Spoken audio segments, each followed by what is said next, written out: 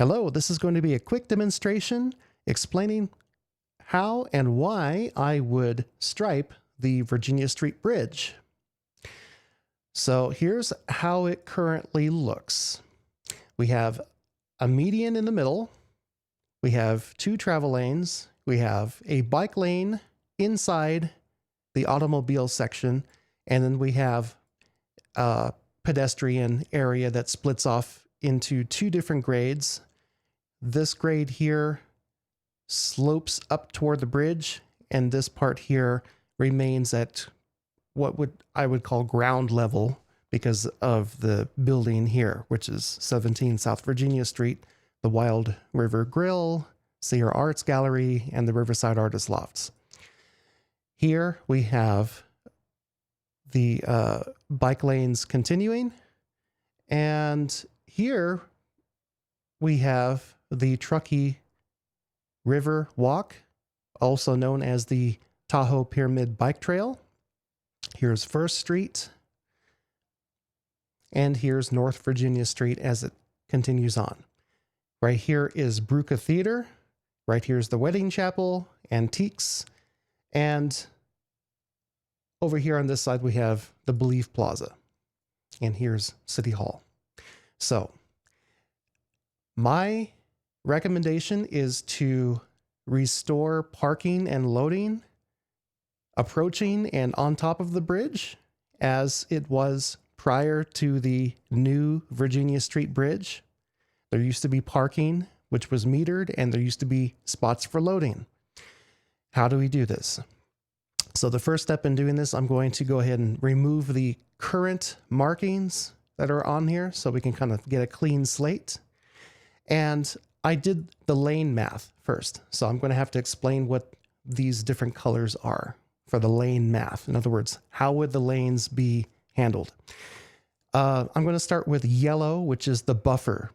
The buffer means a buffer between pedestrians and cars. And I'm including the curb as neither a buffer nor a travel lane. Okay, so that's why there's a gap in between here. Blue means car travel lanes or automobile travel lanes. White means parking and loading area. Then there's the buffer. Green means bikeway. And purple means pedestrian. So to give you an example, these three areas here are approximately 5 feet each. So in other words, there's a 5-foot buffer, 5 feet for travel lane for bicycles, and then 5 feet for pedestrians. This does not mean that I recommend 5 feet for pedestrians. I'm just telling you that's like the minimum requirement that I put for this line width. Okay. In actuality, we have more room than that, but I'll explain that in a moment.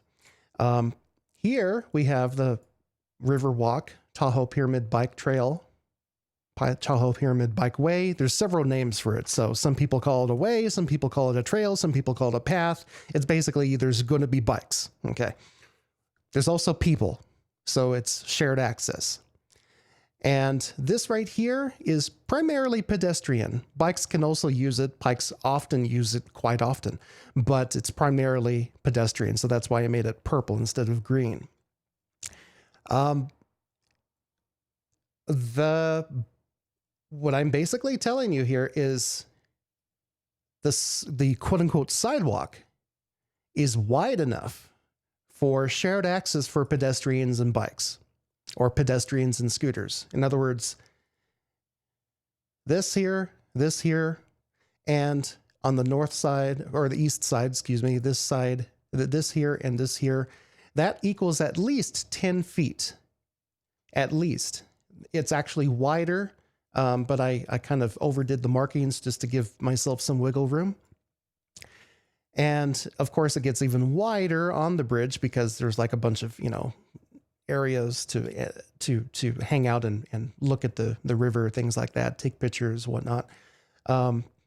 It is wider than the shared access path here, which is 20 feet wide for the Riverwalk. So it's definitely possible. In fact, bicycles and pedestrians, quite often on a daily basis, you will see bicycles and pedestrians already using this as a shared access way, a shared access path, a shared access place. Just organically, people are doing it.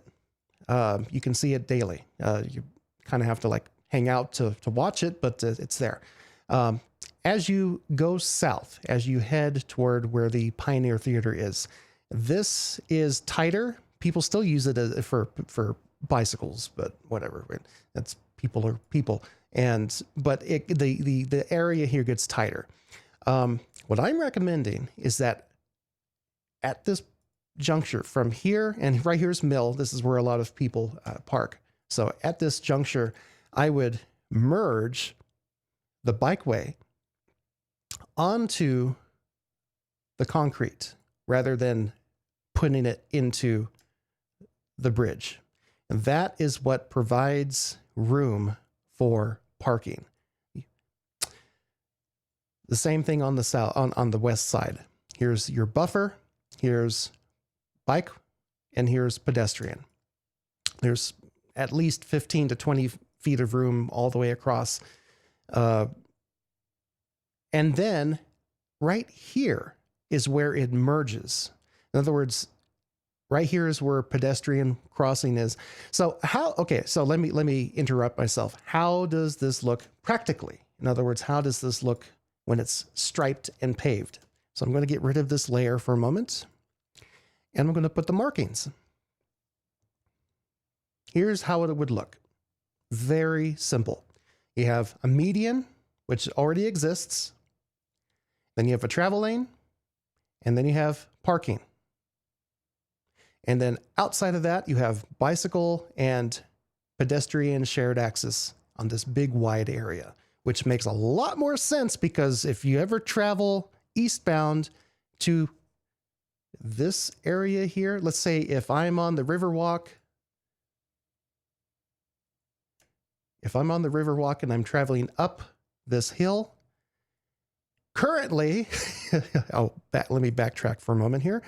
Currently, when you make a right turn onto this, you are practically already in the automobile area. They freak out.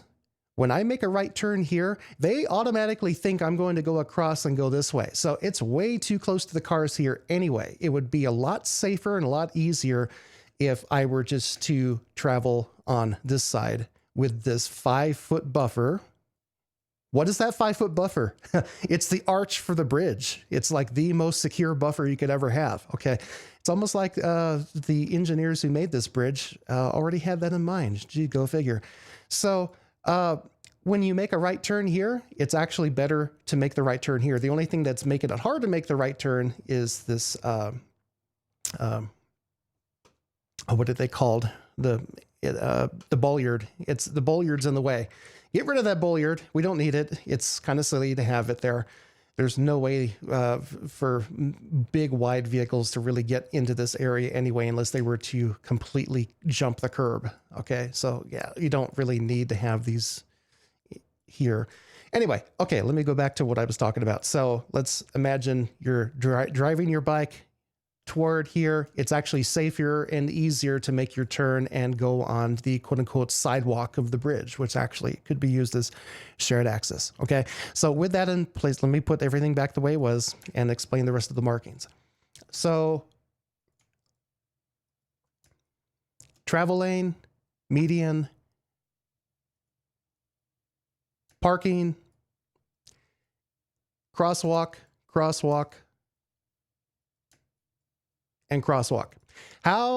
And 20 miles an hour. This should be a safety zone. In fact, currently, if you go anything over 20, you have to be crazy because people are, unless they're a doofus, people are already subconsciously slowing down at this area because it's so complex. This is what's called the design speed of the road.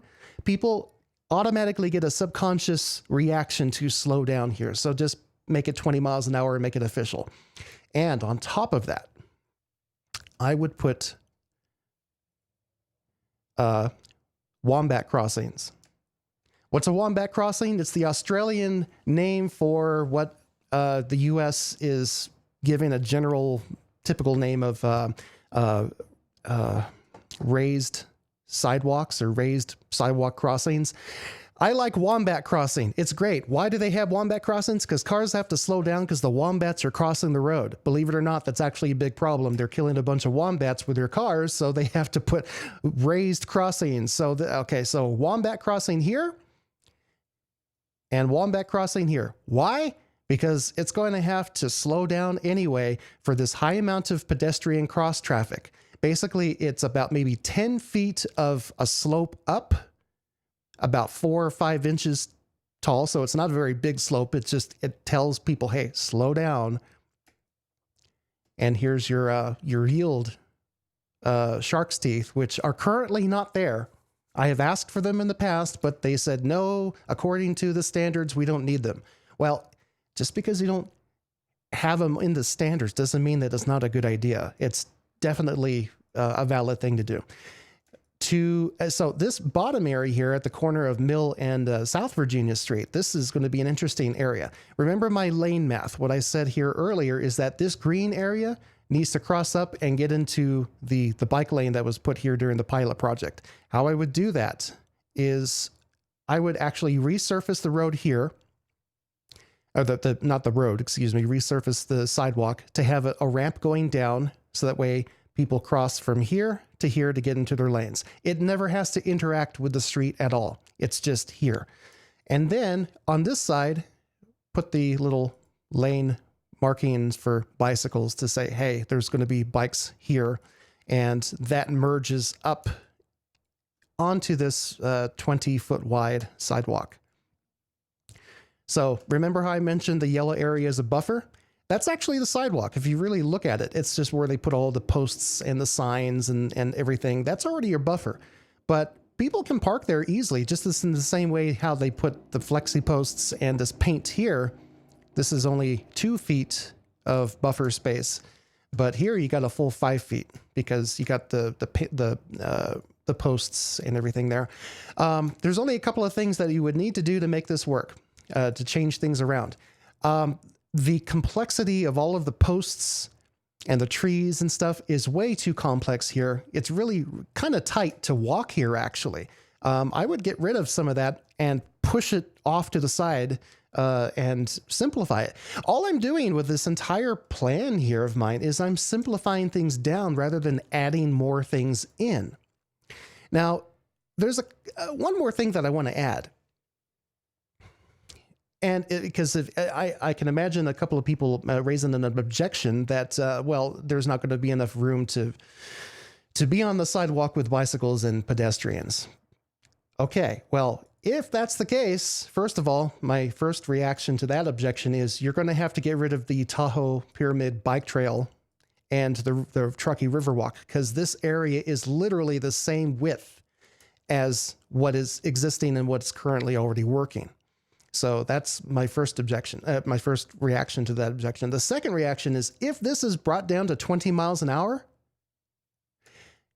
that is the equivalent of the Dutch and European standards of quote unquote 30 kilometers per hour, which is the slowing down speed of automobiles to make it safe enough for vehicles and bicycles to merge anyway. In other words, by turning this into a 20 mile an hour area, or what City of Reno is called a safety zone, that is slow enough anyway for bicycles and vehicular traffic to merge into one right of way.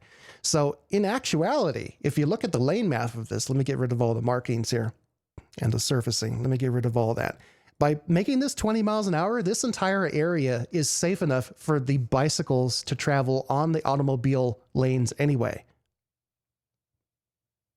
In other words, you don't need bike lanes here. If you slow people down to 20 miles an hour, which is the practical, safe speed that people go anyway, the only thing that I would add, like I said, is I would resurface to have 2 wombat crossings, one on either side of the bridge, to ensure that they do slow down. Because if there's not a lot of pedestrian traffic and if there's not a lot of vehicular traffic, namely in the mornings, around 10 to 11 in the morning, cars speed through here constantly. I mean, they go faster than 30 miles an hour. So they're going faster than how fast they should go. Anyway, to ensure that people slow down, put the wombat crossings. And then here's your markings. So what have I done here? I have restored all of the loading that you would need. Here's how it would, let me illustrate it here. The yellow areas would be for loading. That's what I would recommend. The white grayish areas are for parking, and the red areas are for clear zones, or daylighting is what they call it, for pedestrian crossings. And also because there's a fire hydrant right here, so you would need to extend that out a little bit more. So fire hydrant means this is going to be an extra long red don't park here area, but the loading zones would be restored for here. People will love that. FedEx, the wine coolers, the City of Reno, police, fire. They're going to love it to have loading restored here. You can get rid of this stupid little loading zone that was added here that no one ever sees. Most of the time, people just pass by it because they think it's a parking spot, or they look at it and they want a parking spot, but they realize it's a loading zone, so they pass by it.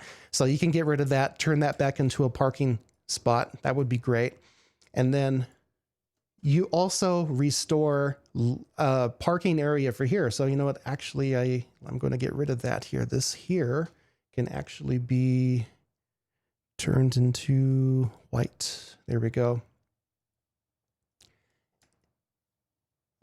Simplified down, additional utility in this entire area, safer, and just it's going to look a lot cleaner, a lot better, less signage to deal with, because the physical attributes of the road are being handled through curbs, proper curbs and everything. Now, I do want to mention a side note. We have discovered over the last year that this area here floods a lot. When water, I'm going to bring things back to, okay, when water comes down this, because this is going downhill, and this is the lowest point, then it starts going uphill again. This thing here is the only drainage for this entire area. So what has started to happen, and we've already had 4 floods in the last year, and I think I know why. I believe this area is actually settling downward as the ground settles. Water ends up flowing. Let me see if I can draw this. I'm just going to do this on the fly. This is just a side note, but it's very important. Water ends up flowing down this way and either goes into the building or it ends up going this way. So as part of the resurfacing, I'm going to recommend, I'm going to get rid of these, to install a drainage grate here before it gets to the crosswalk, before it gets to the lowest point, which is here. That will solve 2 birds with 1 stone. It's going to make your pedestrian better, your pedestrian access better. It's going to make your bikeway better.